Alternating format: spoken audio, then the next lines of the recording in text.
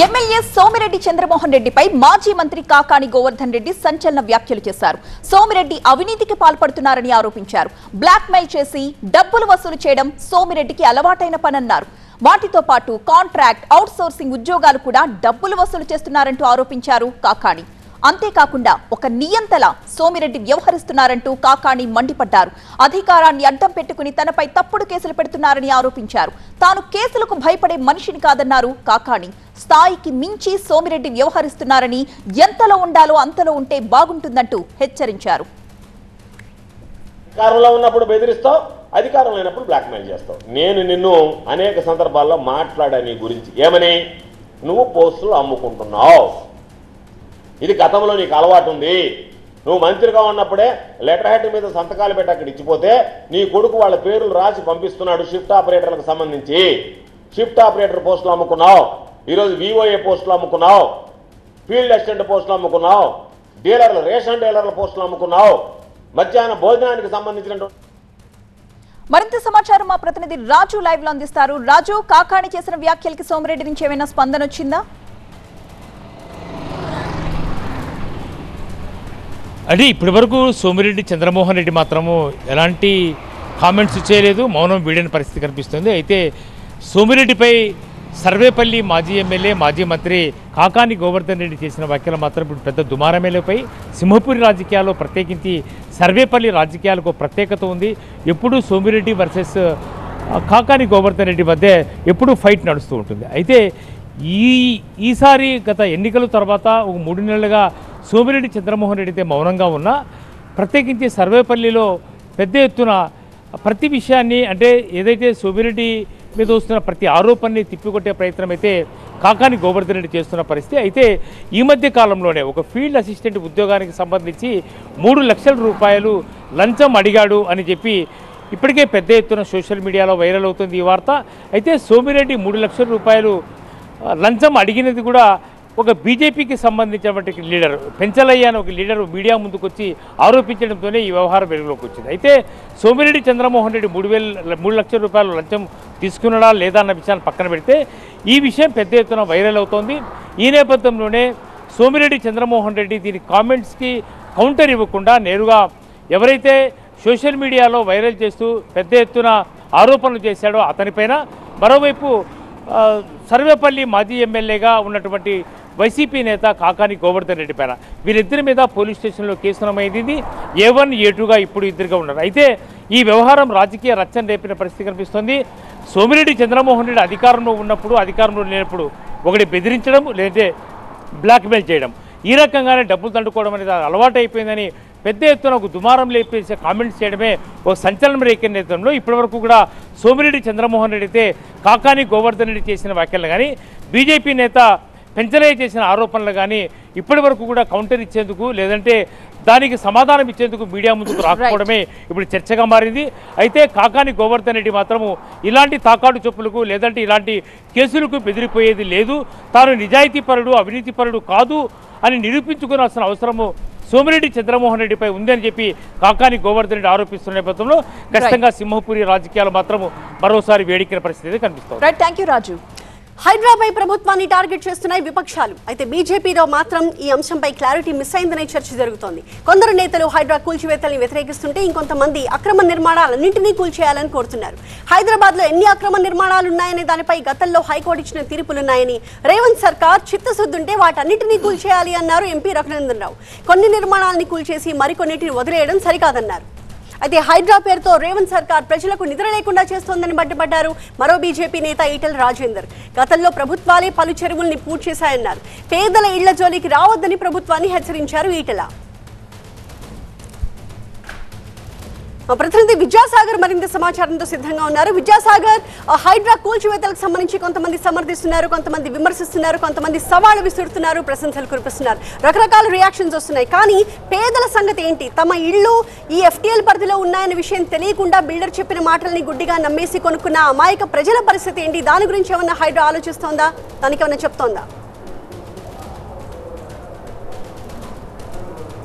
Yes, బీజేపీలో హైడ్రాకు సంబంధించి భిన్నాభిప్రాయాలు ఉన్నటువంటి వాదనను బీజేపీ ఖండిస్తుంది. ఎందుకంటే బీజేపీ నేతలు ఈటెల రాజేందర్ కావచ్చు, మహేశ్వర్ రెడ్డి కావచ్చు, వీళ్ళంతా కూడా ఏదైతే పేదల జోలికి వస్తే ఊరుకునేది లేదు, బడాబాబులే కావాలంటే మీరు కూల్చుకున్నట్టు కూడా హైడ్రాను హెచ్చరించిన తర్వాత రఘునందన్ రావు కావచ్చు, కొండా విశ్వేశ్వరరెడ్డి వీరు మాత్రం పూర్తి స్థాయిలో హైడ్రాను సమర్థిస్తున్నారు. ఈ నేపథ్యంలోనే బీజేపీ ఒక క్లారిటీగా ఈరోజు రంగారెడ్డి అదేవిధంగా మేడ్చల్ జిల్లాకు సంబంధించిన అర్బన్ రూరల్ జిల్లాల అధ్యక్షుల కీలక సమావేశం జరిగింది. దీంట్లో ముఖ్యంగా హైడ్రాకు సంబంధించి బడాబాబుల అక్రమ కట్టడాలు కూల్చివేస్తే ఎలాంటి ఇబ్బంది లేదు, కానీ పేదల జోలికి వస్తే మాత్రం డెఫినెట్గా బీజేపీ వారి పక్షాన పోరాడుతుంది. పేద సామాజిక మధ్యతరగతి వర్గాలంతా కూడా గత 20-30 ఏళ్ల క్రితమే ఆ యొక్క FTL జోన్లో పట్టా భూములు ఉన్నా లేకపోతే ఎవరైనా వెంచర్లు వేసి కట్టడాలు కట్టి వాటిని అనుమతులు తీసుకొని నిర్మిస్తే వాటిని కొనుక్కున్న వాళ్ళ పరిస్థితి మరింత దారుణంగా తయారవుతుంది. కాబట్టి వారికి ప్రత్యామ్నాయ మార్గాలు చూపిన తర్వాత వాటి నిర్మాణాల జోలికి వెళ్ళాలి తప్ప పేద మధ్యతరగతి వారిని మాత్రం ఇబ్బందులు పెట్టే పరిస్థితి హైడ్రా తీసుకురావద్దంటూ కూడా బీజేపీ హెచ్చరిస్తుంది. ముఖ్యంగా హైడ్రాకు సంబంధించి ఇప్పటి వరకు ఉన్నత స్థాయిలో ఉన్నటువంటి వారి కూల్చినటువంటి ఇబ్బంది లేదు, కానీ ఎవరైతే పేద మధ్య తరగతి వారు రోజు రూపాయి కూడబెట్టుకొని కొనుక్కుంటారో వారికి సంబంధించిన వాటికి మాత్రం జోలికి రావద్దన్నది బీజేపీ వాదనగా తెలుస్తుంది. బీజేపీ ఒక క్లియర్ స్టాండ్తో పేద మధ్య తరగతి వారి జోలికి మాత్రం రావద్దు, వారికి ప్రత్యామ్నాయ మార్గాలు చూపిన తర్వాత FTLలో పట్టా భూములు కూడా గతంలో ఉన్నాయన్నది ఇక్కడ బీజేపీ వాదన. ఆ పట్టా భూములు ఉన్న వారికి డెఫినెట్గా ఒక ఆల్టర్నేట్ చూపించిన తర్వాత వాటి నిర్మాణాలు కూల్చేసే ఆలోచన చేయాలి తప్ప ఒక ప్రణాళిక లేకుండా ఎవరిది పడితే వాళ్ళది కూల్చేస్తామంటూ కింది స్థాయి వర్గాల్లో ఆందోళన కలిగించడం అనేది కొంత ఇబ్బందికర పరిస్థితి. డెఫినెట్గా పెద్ద కట్టడాలు ఏవైతే ఉంటాయో పెద్ద బడాబాబుల విషయంలో ఎలాంటి ఇబ్బంది లేదు, కానీ చిన్నవారి పరిస్థితి చూడాలంటూ కూడా బీజేపీ డిమాండ్ చేస్తున్న పరిస్థితి కనిపిస్తూ ఉంది. Thank you Vijayasagar. ఇటుకే బీఆర్ఎస్ ఎంపీలు ఎమ్మెల్యేలు ఢిల్లీ బాట పట్టారు. ఇప్పటికే హస్తిన చేరుకున్నారు కేటీఆర్, సురేష్ రెడ్డి, రవిచంద్రలు. ఇక కేటీఆర్ వెంట ఢిల్లీ వెళ్లారు పలువురు ఎమ్మెల్యేలు.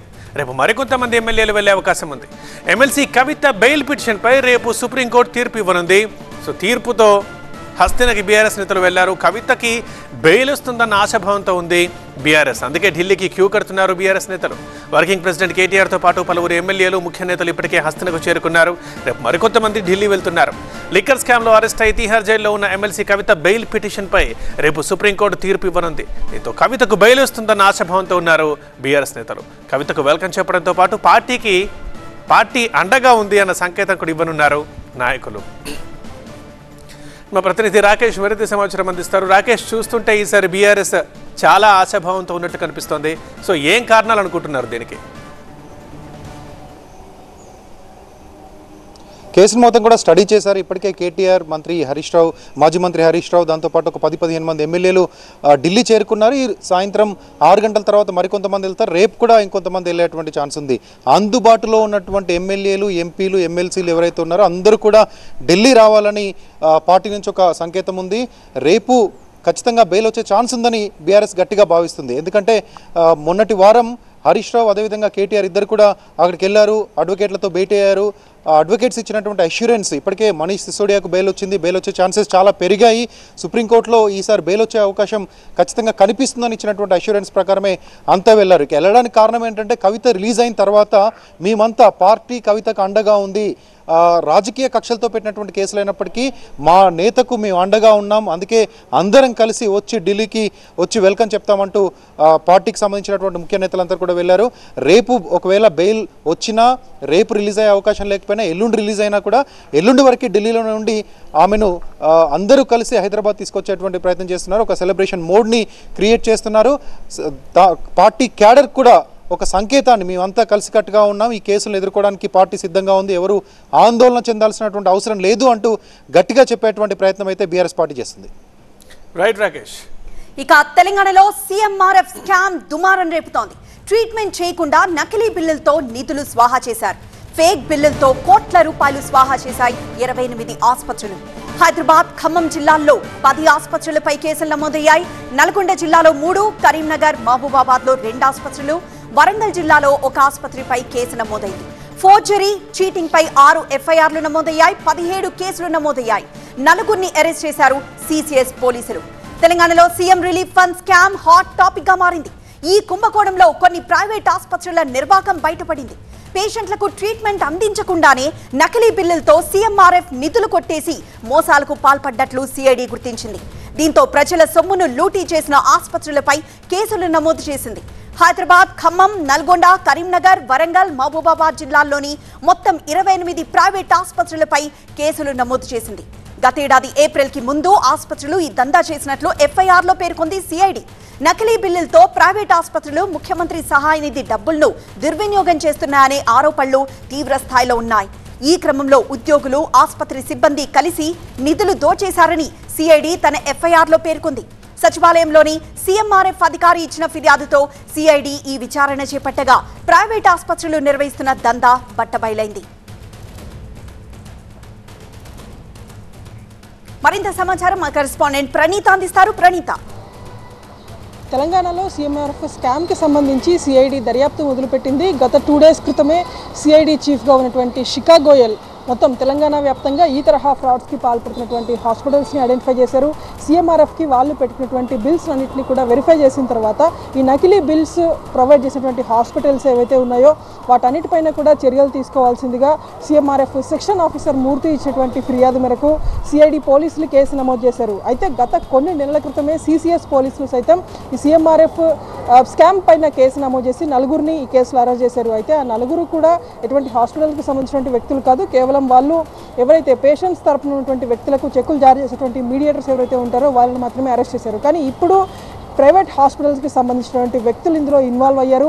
అయితే వాళ్ళు ఏ స్థాయి వ్యక్తులు అనేటువంటిది సిఐడి దర్యాప్తులో బయటపడాల్సింది. ప్రజెంట్ 28 హాస్పిటల్స్ ఏవైతే ఉన్నాయో ఇందులో కొన్ని ప్రముఖ హాస్పిటల్స్ కూడా ఉన్నాయి. ఖమ్మంలో చూస్తే దాదాపు 10 ప్రైవేట్ హాస్పిటల్స్ ఈ తరహా స్కామ్కి పాల్పడ్డాయి. అట్లాగే హైదరాబాద్లో చూస్తే ముఖ్యంగా సైదాబాద్, సరూర్ నగర్, బిఎన్ రెడ్డి లాంటి ప్రాంతాల్లో ఉన్నటువంటి హాస్పిటల్స్ మొత్తం హైదరాబాద్, ఖమ్మం ఈ 2 చోట్లనే దాదాపు 20కి పైగా హాస్పిటల్స్, ప్రైవేట్ హాస్పిటల్స్ ఈ తరహా స్కామ్కి పాల్పడ్డాయి. ఎలాంటి వైద్యం చేయనప్పటికీ ఒక నకిలీ బిల్స్ని వీళ్ళు సీఎంఆర్ఎఫ్ని క్లెయిమ్ చేసుకునేందుకు సీఎంఓకి పంపించారు. సో వీటిపైన సిఐడి అధికారులు దర్యాప్తు ప్రారంభించారు. 15 రోజుల్లోపు దీనికి సంబంధించినటువంటి రిపోర్ట్ సిఐడి చీఫ్కి వచ్చిన తర్వాత వీరందరిపైన చర్యలు తీసుకున్నారు. రైట్ ప్రణీత. జమ్మూ కాశ్మీర్లో ఒక పొలిటికల్ హై డ్రామా కొనసాగుతోంది. తొలి విడత నామినేషన్లకు రేపటి వరకు మాత్రమే గడువు ఉంది. బీజేపీలో టికెట్ల కోసం ఇంకా పోటాపోటీ కనిపిస్తోంది. ఇప్పటి వరకు 16 మంది అభ్యర్థులను ప్రకటించారు. కాంగ్రెస్, నేషనల్ కాన్ఫరెన్స్ మధ్య పొత్తు అయితే ఇంకా తేలలేదు. ఫరూక్తో కేసీ వేణుగోపాల్, సల్మాన్ ఖుర్షీద్ చర్చలు జరుపుతున్నారు. జమ్మూలో తొలి విడత అసెంబ్లీ ఎన్నికల నామినేషన్లకు కేవలం 24 గంటల గడువు మాత్రమే ఉంది. అటు బీజేపీ, ఇటు కాంగ్రెస్, నేషనల్ కాన్ఫరెన్స్ కూటమిలో నాటకీయ పరిణామాలు చోటు చేసుకుంటున్నాయి. ఉదయం 44 మందితో తొలి జాబితా విడుదల చేసిన బీజేపీ హైకమాండ్ వెంటనే తన నిర్ణయాన్ని ఉపసంహరించుకుంది. కేవలం తొలి విడత పోలింగ్ జరిగే 15 స్థానాలకు అభ్యర్థుల్ని ప్రకటిస్తూ సవరించిన జాబితాను విడుదల చేసింది. తర్వాత మరో అభ్యర్థిని చేర్చింది. ఇప్పటి వరకు 16 మంది అభ్యర్థులను మాత్రమే అధికారికంగా ప్రకటించింది బీజేపీ. మా అసోసియేట్ ఎడిటర్ మహాత్మా లైవ్ లో సిద్ధంగా ఉన్నారు. మహాత్మా, 24 గంటల్లో అన్న వస్తుందా? బికాజ్ 44 అన్నారు, ఆ తర్వాత 15, మళ్ళీ తర్వాత ఇంకొకరిని యాడ్ చేసి 16 అన్నారు. అసలు ఎప్పటికల్లా ఫైనల్ లిస్ట్ బయటకు వస్తుంది?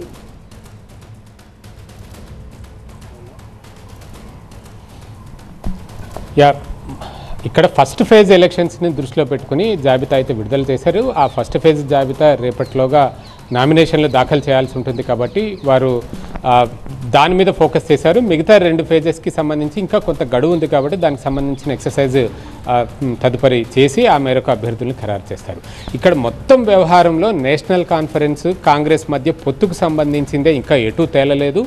ఆ 2 పార్టీలు ఇండియా కూటమిలో భాగంగా ఉన్నాయి. గత లోక్సభ ఎన్నికల్లోనూ కలిసి పోటీ చేశాయి. కానీ అసెంబ్లీ ఎన్నికల విషయానికి వచ్చేసరికి సీట్ల పంపిణీ, సీట్ల సర్దుబాటు ఈ 2 విషయాల్లోనే ఏకాభిప్రాయం కుదరడం లేదు. జమ్మూ ప్రాంతం వేరు, కాశ్మీర్ వ్యాలీ విడిగా ఉంటుంది. ఆ విషయం మనకు తెలిసిందే. కాశ్మీర్ వ్యాలీలో కాంగ్రెస్ పార్టీకి 5 సీట్లు ఇవ్వడానికి నేషనల్ కాన్ఫరెన్స్ అంగీకరించింది. అంతకు మించి 1 సీటు కూడా ఎక్కువ ఇచ్చేది లేదని తేల్చి చెప్పింది. కానీ కాంగ్రెస్ అక్కడ మరికొన్ని సీట్లు కావాలంటూ పట్టుబడుతోంది.